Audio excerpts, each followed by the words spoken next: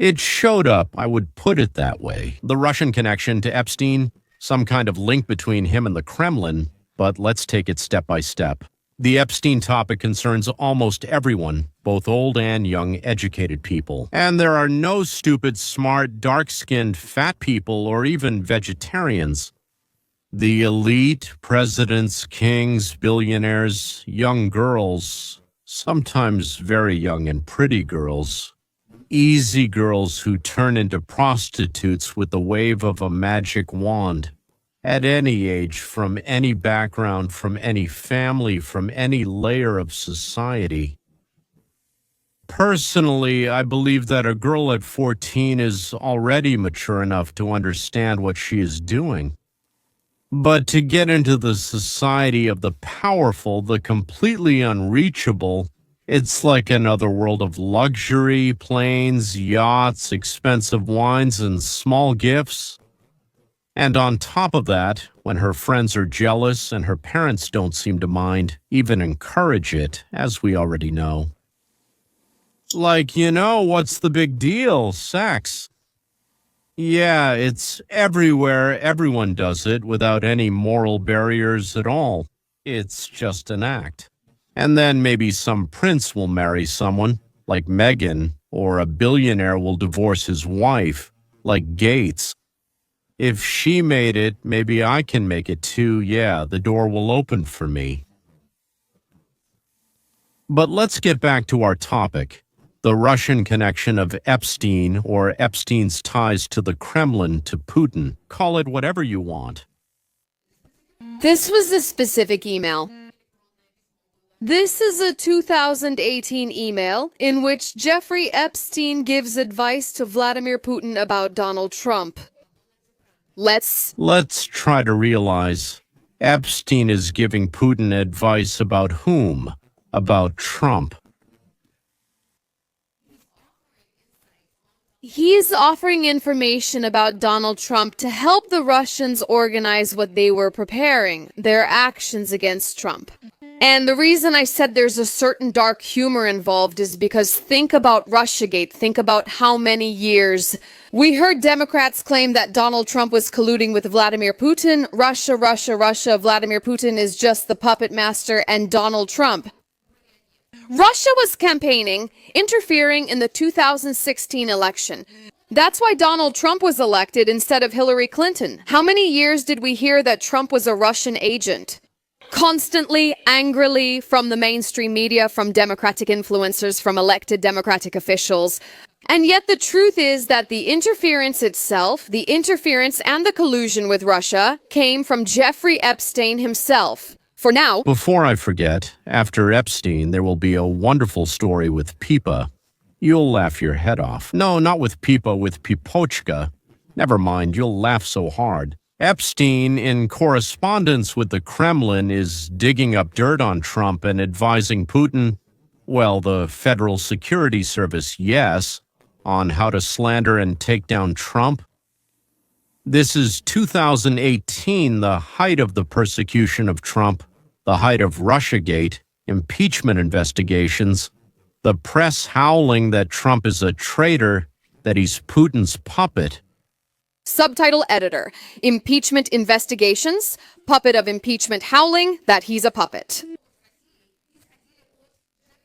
Investigation that he's Putin's puppet, impeachment investigation with the press howling, he's Putin's puppet, impeachment investigation by the press, that he's Putin's puppet, impeachment investigation howling, Putin's puppet, some kind of investigation, impeachment investigation with the press howling. Don't forget to subscribe, and it's very important to click the bell.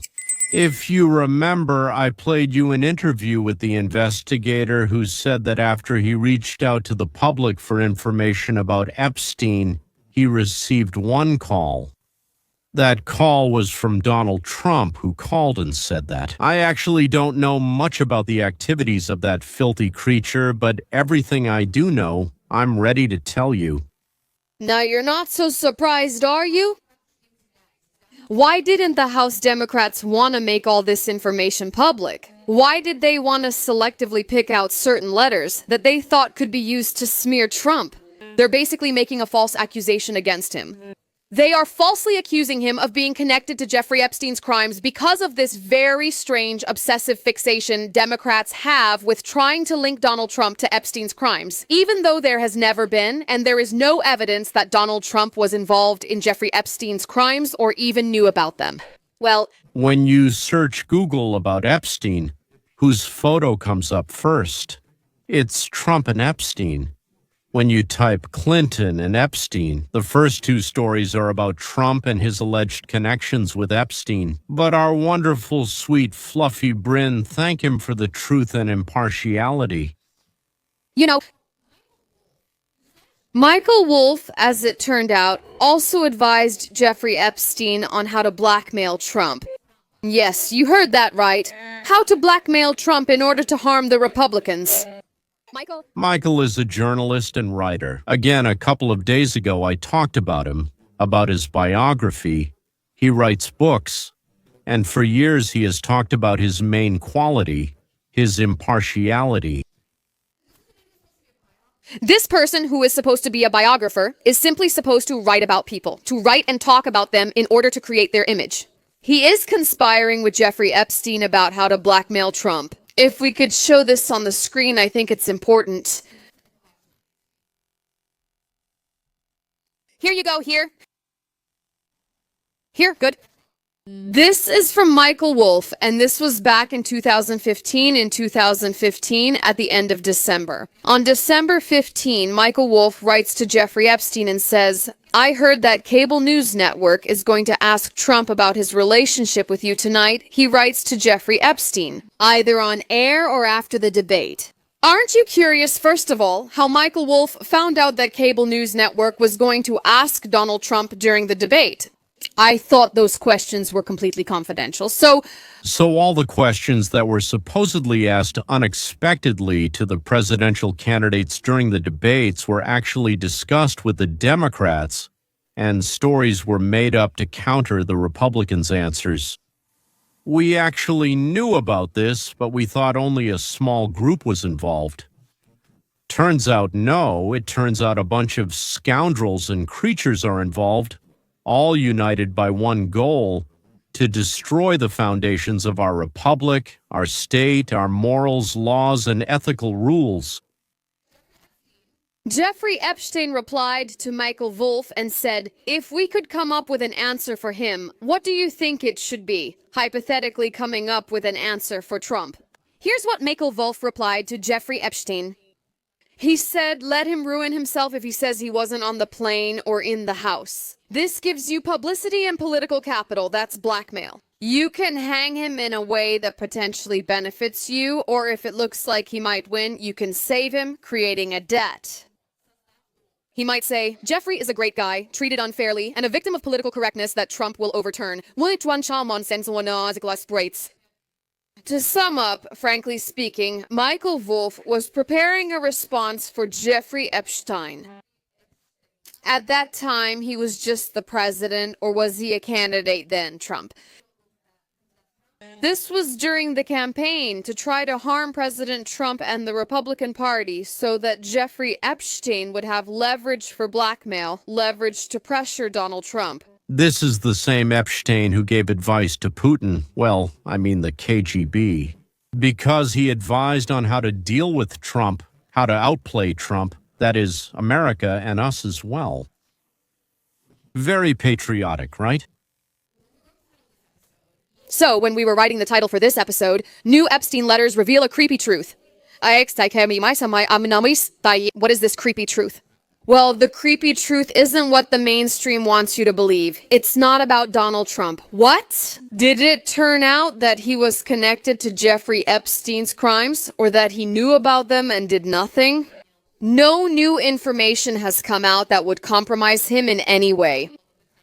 The terrible truth is that the mainstream media and the Democrats hate you. They think you're stupid. They manipulate you. They deceive you to try to plant ideas in your head, to try to brainwash you so that you hate whoever they want you to hate. This is one of the goals of brainwashing, to direct your emotion, in this case, hatred, at the target they want. And in order to try to make you feel what they want you to feel, they have to. They need to lie to you, and they have to lie by keeping things silent. They understand that the Democrats, the House Democrats, and the mainstream media are deliberately setting up a deception against you, and they know what they're doing. It's not just that they have a different point of view, and that's why their perception of this is a little different. They are deliberately trying to deceive you in order to control your mind, your words, your thoughts, and your actions. And it's so disgusting. Disgusting. In these letters... Oh, by the way, before we get to that, I forgot. The Democrats deleted their post. Again, they're desperately trying to link Trump to Epstein's crimes, which they can't because there's no evidence that Trump did anything wrong or knew about it. They posted something accusing Donald Trump of spending Thanksgiving with Jeffrey Epstein. But in 2017, when President Trump was president, that was during his first term. And that's, the number of views and impressions. It instantly went viral, but it turned out they had to take it down because it was a lie. It was a hoax. They spread the hoax because they're desperate to believe it, and they want you to believe it too. And they have absolutely no respect for the truth. None. They have no moral compass. Nothing at all. But then, at the same time, they ignore that context is important. There are connections, and I mentioned this before. Jeffrey Epstein corresponded with some notable people, not because they're interesting, but because it's notable he interacted with them. He was emailing a White House advisor during the Obama administration. We can bring this up. Why? Jeffrey Epstein? He was emailing White House advisor Ketrin Rumler, and what did he say to her?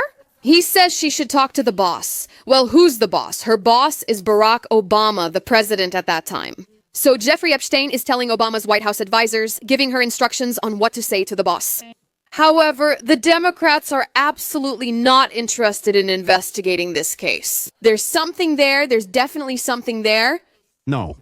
The Democrats don't want to hear that Epstein was closely connected to the Clintons, that he had ties to the Kremlin, and that he communicated with Obama through the White House counsel. They don't want to know, and most importantly, they don't want us to find out about it. Absolutely not. Well, and now, as I promised, the story of Pipa, or as she calls herself, Pipanka. Let's add Zamorskaya, November 20th. Just recently at noon, I received the following email. Hello, Leon. This is Andrei Bilzo and Alexei Venediktov writing to you. Right now, we are in Yerevan, planning to go to California. We have a problem. At this point, I have no idea who these people are, although the last name Venediktov is familiar to me from Echo of Moscow. So the problem is that we rented an apartment from Rustam Solntsev and Natalia Sky. Editor, is this about the 4 explosions? I'm not the last name. Page, unintelligible. He is jealous, please, so. But for the second day in a row, they haven't answered. By the way, we would be glad to meet in your area. For a while, I just stared blankly at that message. I don't know who Ruslan Solntsev and Natalia Sky are. And I also didn't understand why any of this had anything to do with me. But I answered very diplomatically. I'm sorry, but none of the last names you mentioned are familiar to me. Sorry if it slipped my mind. Remind me just in case. You never know when memory might fail. In response, a photo arrives rather quickly. So now you see this photo in the text. Alexei is the editor-in-chief of Echo of Moscow, and Andrei is an artist. Natalia Sky is Pipanka. And then I remembered this Pipanka, so I'll tell you about her a bit later. So that is Pipanka and Rustam Solntsev, in parentheses, Russia. They posted an ad for their house on the internet, and your contact information is listed there as the guarantor of the house rental deal. I'm sneezing. Excuse me, wow. We are planning to come to Los Angeles. The other day, that's us in the photo. Well, here they are in this photo. Things started to become clearer. Once I saw one of the dumbest interviews I've ever seen in my life on Dmitry Gordon's channel. The guest was named Pipa. I didn't know her name was Natasha, and I barely knew her. I've never met such idiots, that's what I'd say. I mean, I never met her at all, and people as idiotic as her are just rare. A rare idiot. So I don't know what kind of favors Gordon invited her for, but they were seriously trying to find out her opinion on all sorts of general political issues. I even suspect it was about Trump and maybe about the state of affairs between Ukraine and America. So Pipa Zamorskaya can only be compared to another semi-literate poetess. She's also an artist, a political commentator, and a composer. By the name of Irma, she also lives somewhere around here, in our Los Angeles area. She even came to our house twice for concerts that my wife organized for various visiting musicians and singers. So she doesn't perform at Gordon's, but she performs too, this Irma, right? But at our local talentless guy named Rashkin. But this Pipa and Irma, who made up a nickname for herself as Uber, why she's called Uber, I don't know. Either her husband worked part-time for Uber, or she herself works nights there, I don't know. So, for some reason, it seemed to me that these two, well, I don't know, complete idiots, I say this responsibly, teamed up. Something just made me feel that for some reason they teamed up and are either joking with people or robbing them. So anyway, if Venediktov sent 400 euros, then it means to one of them, or both, or maybe to Solntsev, I don't know, to someone else, then that's what it means. They're both joking and robbing. Although, well, you know, how is that even possible?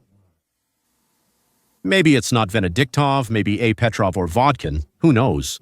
Anyway, let's continue, Venediktov. So the answer is from a couple of idiots who supposedly sent money to just anyone. Thank you. Honestly, she's setting you up. The answer, I stopped here. It's like they're pushing me, dragging me into this story. Although it's clear that just because someone wrote me down somewhere, or someone put my phone number or email, it doesn't really put me at risk. Then I decided to check, what if it really does mean exactly that? Bilzo and Venediktov. Well. They got offended. It happens, well, sometimes, so to speak. Lightning struck there. That's why I told them, guys, call me on video. It's obvious why, right? On video. And maybe I can help you. Thank you. Well, people who lost 400 euros to a scam, they just want someone to help them, right? Reply, thank you. We'll call tomorrow.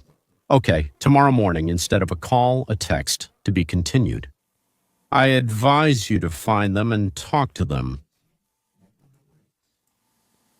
Well, it's kind of really stupid, right? Yeah? It's starting to seem unlikely. About Na Venediktova, I'm responding. I still don't know who you are. Let's have a video call and discuss it after a break. Best wishes. Subtitles by Andrei Bilzo. After the break, there's another text. It seemed to us that you are not a stranger in this company at all. At least transfer a small part of the 4,000 euros to sick animals. And silence. And the dead, accordingly, are standing there with scythes. And for some reason, they sent a photo of a man and a woman. This photo. Maybe it's Pipa and Rusi, I don't know.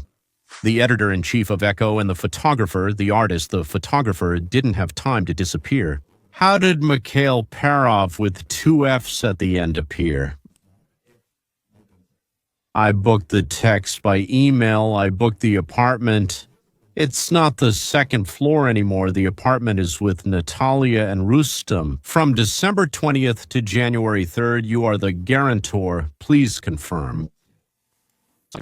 At that point, I started thinking, honestly, maybe those 2 or 3 or 4 really are robbing people, and I just decided they were lying to me or something. Well, anyway, it doesn't matter. So I wrote, please send the link with my address. Well, just to figure it out, they didn't send the link, but they did send a message. I talked to them over video call. By them, I mean, well, Russia and Pipa, yeah. They took my money. Okay, you're the guarantor. If anything happens, you're responsible. I happily wrote, how about sending a link to the offer with my name as the guarantor? Thank you in advance. Reply from Mikhail. They asked me not to contact you. And of course, after he was deceived, he immediately fulfilled their request and disappeared. He disappeared from my life, yes. But a rule appeared. You are the guarantor for Rustam Solntsev. Confirm that our trip will take place. I'm writing from Germany. Dear Norma, I wrote, already realizing that it seems like either Irma from Uber is contacting me, or maybe it's Pipa from back home. It seems, Norma, that this is for suckers. No, I'm not a guarantor, and I have absolutely nothing to do with renting out or renting an apartment to Solntsu. And then Grianel Grom struck. The supposedly deceived Norma erupted. What kind of scam is this? 5 question marks. What's wrong with you? I mean, Cho? 4 question marks. I'm a subscriber. 5 question marks. I sent him money. 2 dots. Are you fucking kidding me? 1 question mark. Now there are 5. Well, it's like a beautiful story. It gets even crazier. Sorry, bot, you can't take words out of a song, so if you're sensitive, turn off the sound. The next text was the following. The next text was next. I apologize, your whole damn gang has lost their minds. 3 exclamation marks. I've been watching Russia for 3 years, and he offered for me to stay at his place. ... Sluts. 1, 2, 3, 4, 6 exclamation marks. What is this? Did you screw me over? 1, 2, 3, 4, 5 question marks. Money, bitches, give it back. 4 exclamation marks and a dot after them. So you want me to give the money back? I tried to be polite. And to the question, what is this? Did you screw me over? I wrote, I never wanted to be in an intimate relationship with you. That's a normal response. Yes, Rustam showed you to us. We know your videos.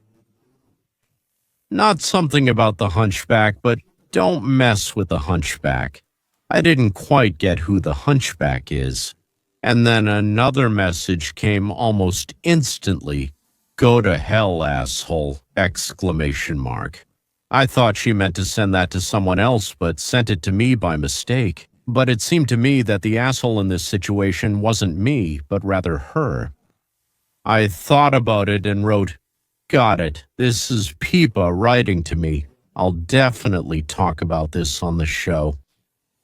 And in response, it came without any encryption, not from Norma, but from Irma, or she's also Pipa, so she's local. You'll go to jail because of me! Exclamation mark.